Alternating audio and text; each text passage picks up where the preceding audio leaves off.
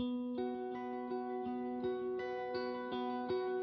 there, my name is Elin, and we have been answering the question, how do we stay connected in our marriage?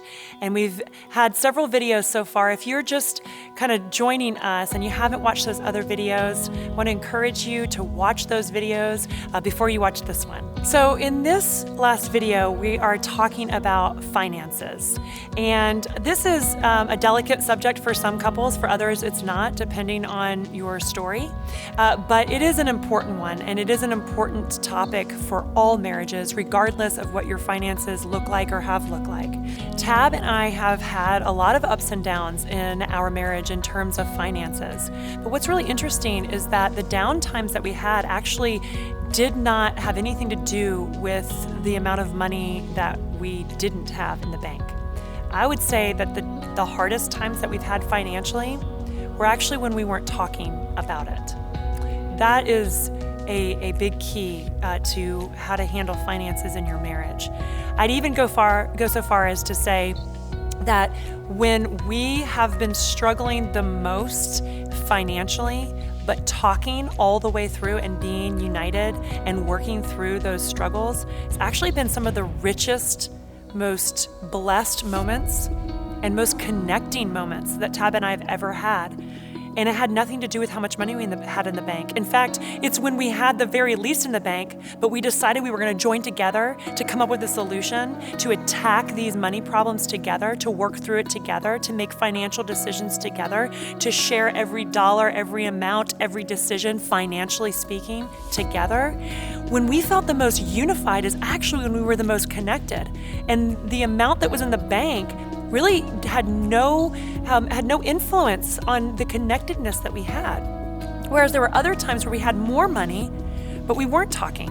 Or maybe we were struggling financially and we weren't talking. When we weren't talking is when the problems were at the worst, financially speaking. And so first and foremost, as we talk about finances in our marriage, the very most important thing, the very most important way to stay connected in any way, but especially with finances, is to make sure you're talking about everything. You know, how is your finances looking? If things are good, then great. You should be talking just as much as if things are not going well. You should be in the habit of discussing your finances. What are your plans for your future? What are some areas where you need to cut back? Or how do you want to give? How much do you want to give to the church or to other charities that you may have? Or how much are we spending in this area? Or how can we be better stewards with our money in that area? Or, hey, I'm about to go out and go shopping for this. Is that okay? You know, and just communicating with that person and saying, hey, are we good on this? Let's just talk about as much as we possibly can. And finances is a very important topic in our marriage where we really need to make sure that we are communicating frequently and thoroughly. God really wants your marriage to be blessed in all ways. And He wants your marriage to be blessed in your finances as well. He does. He wants that for you and for your marriage. And over the years, Tab and I, as we have worked together to kind of figure this out for our own finances, we've come up with some non-negotiables. These are things that we will not compromise on, that we have committed to and agreed on with each other. I'm going to share 5 of those with you right now. It doesn't mean that you need to adopt all of these, but I do encourage you to come up with your own non-negotiables, whether they're the same as the ones I'm going to share with you or slightly different. I encourage you to come up with non-negotiables that you, as a husband and wife, have agreed together on to honor no matter what. Okay, the first non-negotiable that Tab and I have is to seek God. He says, Jesus says in Matthew 6:33, seek the kingdom of God above all else and live righteously, and He will give you everything you need. I'm not just talking about money here. I mean, this is really for all things. But specifically in the area of money, whenever Tab and I have a big decision to make, or really any decision about the money that God has entrusted us with, because by the way, it's not our money, it's His money. But we want to seek Him because it does belong to Him. How does He want us to spend it? How does He want us to steward it? So we have committed to each other that we are going to always seek God first and foremost for how He wants us to spend His money, the money that He has entrusted to our care. So seek God first. That's a really important non-negotiable, one that I highly recommend that you implement in your own relationship.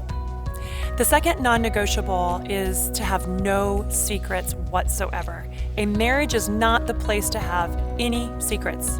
0 secrets. In fact, the only secret that is okay to keep from your spouse is a surprise birthday party or some surprise trip, some big surprise that's going to bless them.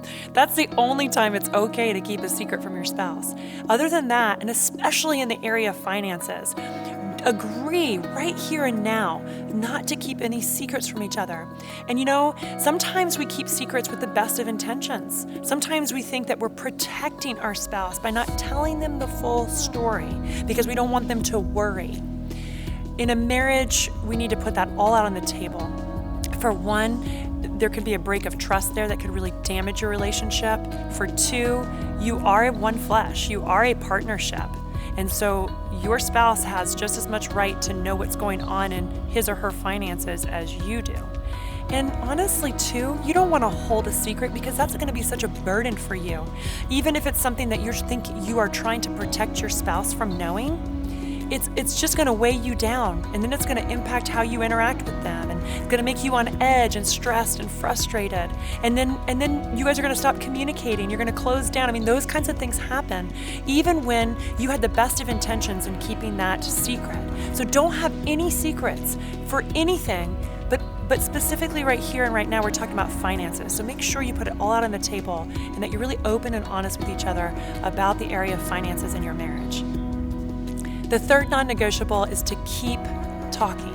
This has been a theme that you've heard me say throughout this video series, is to communicate, communicate, communicate.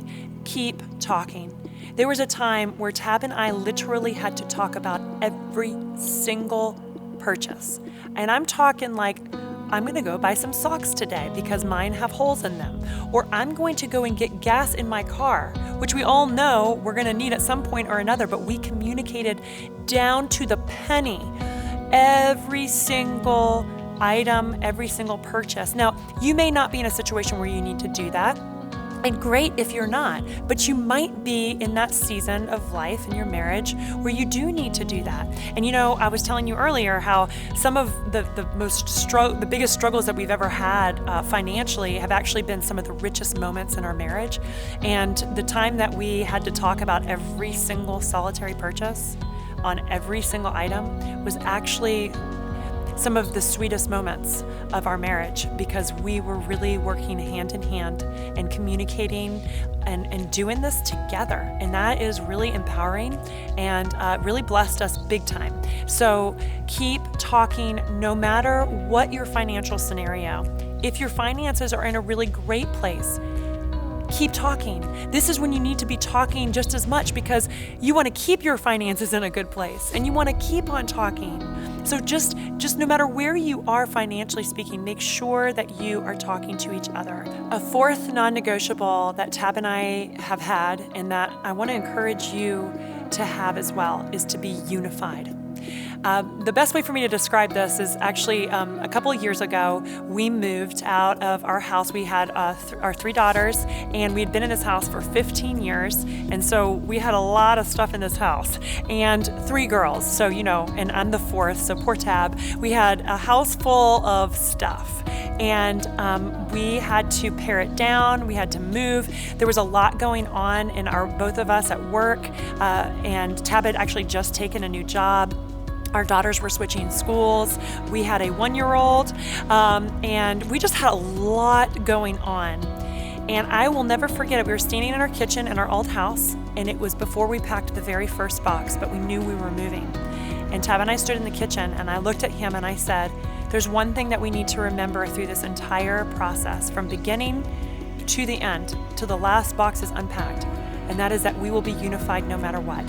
I mean, if you've ever moved, you know that it is a challenge and a strain on a marriage to move, especially when you have children.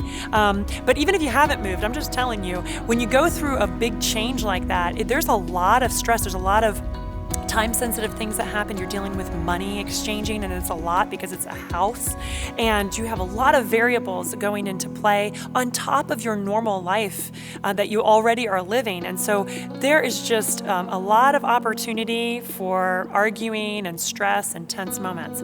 And I knew that going into it, and so I told Tab, I said, we will be unified as much as it's concerning me. That meant that no matter what, whatever I was capable of doing, I was going to be unified with him. And I told him, I said, if we are in a stressful moment and we're getting in an argument, I just don't want you to be surprised if I just say, Tab, we are going to be unified. And I must have said, we are going to be unified through that whole process many, many times, several times a day. And actually it kind of started to turn into a joke because in moments that there were tensions rising, and I would look at him and say, we are going to be united. And we would smile at each other like, no, we made that agreement. See, a non-negotiable is something that you agree before it even happens. What we know is that we have an enemy who wants to divide. He wants to come in and cause division. And one of the first places he wants to do that is in our marriages. So we need to be aware of that, not afraid of it. We have nothing to fear, but just to be aware of that, to be on guard for that. And one way to do that is to have a non-negotiable that you are going to be unified no matter what. In your finances, yes, because that's what we're talking about right now. But in every way, unified, that we will be unified. We agree on that no matter what, no matter who has to say, I'm sorry, no matter who has to have, who has to give up saying the last word, no matter who has to be the first one to make amends. None of that needs to matter in those moments. What matters is that you have decided you are going to be unified no matter what. And this is really important when it comes to your finances, because finances are really important to human beings. God knows that. There's a lot of scripture about it. He knows that it's something that we think about a lot. And so what we don't want is for this stress of finances, a good stress or a bad stress, depending on what you're going through. But what we don't want is for finances to be something that takes our worship or takes our attention or becomes a distraction or is something that causes division between us and our spouse. So be unified, be unified, be unified. Make that decision that you are going to be unified no matter what. And God will honor that, and He will bless you because of it. All right, and the fifth and final non-negotiable that I highly recommend for your marriage in general, but specifically in finances, is to be intentional. To be intentional about how you handle your finances, how you talk about your finances, to be intentional about meeting together, planning together, and dreaming together. And so let's talk about that for just a moment, because I'm actually going to encourage you to grab those calendars again and to decide on some dates where you're going to have conversations about your finances. So in just a few moments, it's going to be your turn, and you are going to get your calendar out and you're going to choose a date, one date a month for the next 3 months. Again, this is to get you in a good habit. But Tab and I typically have our financial meeting. We call these all meetings. They're appointments and they're important. And so we have our financial meeting usually about midway through the month.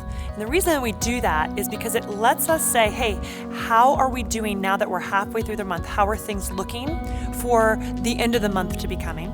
And then it also helps us to project into the next month. So a lot of times in that middle of the month conversation that we have, Tab will say, hey, do we have any unusual events coming up next month that require money? What he's talking about here is it anything outside of our normal spending? So are there birthday parties? Do we have a trip coming up? Is a kid on a field trip? Do we need to buy school clothes? Is there anything that is abnormal with some care on our house that we need to allot some money for? And so middle of the month is actually a really great time to meet. At first, if you've never had these meetings before together, or if you're not used to talking about your finances, I do recommend having 2 meetings a month, one at the beginning of the month, and then one maybe closer to the end of the month. To be honest with you, when Tab and I started having these meetings, we met every week for the better part of a few years. And now we just talk once a month. Well, we actually always are talking about our finances, but now we just have a meeting pretty much once a month. It's about the middle of the month where we're really discussing how are things going so far this month and what do we see coming up next month that we need to plan for. So 3 things I want you to keep in mind as you are considering what dates you're going to choose for your financial meetings. The first is make sure that you are scheduling this meeting on a day and a time of that day where you will not have distractions. Do not have a financial meeting when there's a possibility that your kids are going to be coming in and out of a room. Do not plan a financial meeting when there is a deadline coming up at work. We want to make sure that we have wisdom and we plan wisely for times where we can meet with our spouse where there's going to be as few distractions, as little stress as possible, because we are talking about finances, and we all know that that can be a stressful conversation depending on how things are going in your finances right now. And so make sure that whenever you guys are looking at your calendar here in just a second, that you are looking at a day of the week where you know will work for you or you think will work for you. And also, what time are you going to meet? Where are the kids? Do we have anything that we have planned for that day already that might interrupt that? Whatever that may be, make sure that there are no distractions. And the final suggestion I have is it's really more of a tip, and this is so important. When Tab and I first started having these financial meetings, and actually every single one of these meetings that we've been talking about throughout this video series, every single one of those meetings, we started off in prayer. We stopped before we started, and we said, Lord, we recognize that that everything belongs to you, not just our finances. I mean, our lives belong to you, our home, our children, our jobs. I mean, it's all because of your goodness. You are the one who holds it all together. And Lord, we recognize right here and right now that our money is not our money. It's your money. And you've given it to us to steward, and we seek you and ask you to show us what you want us to do with it. How can we best spend it? Lord, help us to not worship our money, but to worship you. Lord, help us to use the money you've entrusted us with to bless people, to invest wisely, to spend wisely, to give wisely. Show us what you want us to do. And Lord, please help us to be unified in this moment. Let nothing come between us as husband and wife. When it comes to our finances, let us be unified, Lord, and just bless us and guide us, give us wisdom, and show us what to do, lead us. And just pray that, or pray something to that effect before you meet together, and really before you have any meeting together. Invite God in to be a part of that conversation, and you're going to see incredible things happen, and you're going to get wisdom that's from God. It's godly wisdom that only He can give. And listen, God's calculator is not the same as ours. He has a supernatural calculator, and He has the ability to do anything. And so when we invite Him in, that's a big blessing, and it's really important to our marriages. And one more thing that I'd say before you get started in setting that appointment on your calendar is, if you need some outside help, don't ever be afraid of that. There's a lot of professionals out there, and there's a lot of great material and resources available that can really help you navigate through your finances and any financial problems that you have. I think more than anything, though, is that you are doing this together. And so right now, at the end of this video, just grab that calendar and sit together and choose a day of the month for the next 3 months where you can sit down and talk about your finances. And even if your finances are in awesome shape, which I hope that they are, I still encourage you to go ahead and set an appointment for your marriage to have a conversation about your finances. Because our financial meetings and our financial conversations should not just be when things are a struggle. It should actually be a time where we are coming together and saying, what should we do with God's money? So if finances are going really well for you, I want to encourage you that maybe your conversation with your spouse at these financial meetings is, hey, how can we be more generous with our money? How can we be better stewards of our money? Who in our life needs some help? What do we need to do next? How can we invest for our future better, or our children's future? Where are some trips that we could go on now that we have this, our finances are in a good place? Like, what are some things that we could do with this money? Can we go somewhere? Can we do something with it? I mean, there's lots that can happen in these financial meetings. It's not just about solving problems, but it's about planning together, growing together, and dreaming together. And so this is an opportunity for you to do that. So this wraps up the final video of our video series where we have been answering the question, how do we stay connected in our marriage? And this has been over a decade worth of work that I have implemented with my husband Tab in our marriage that we have done together. And it's been such a blessing to us. And these are practices that we continue to work through in our marriage, even today. And they have blessed us so much. And so my prayer is that these videos and the content in them will grow you together as a couple in a really incredible way, that will bless you individually, together, that will bless your marriage, your children who are learning from you what it is to be a husband and a wife, that it will bless the people who see you in your daily interactions, the community around you, the community where you live, in your neighborhood, that it will bless everyone who comes in contact with you, your marriage, and your family. And that you will understand the great blessing that you have in front of you across the table, your spouse.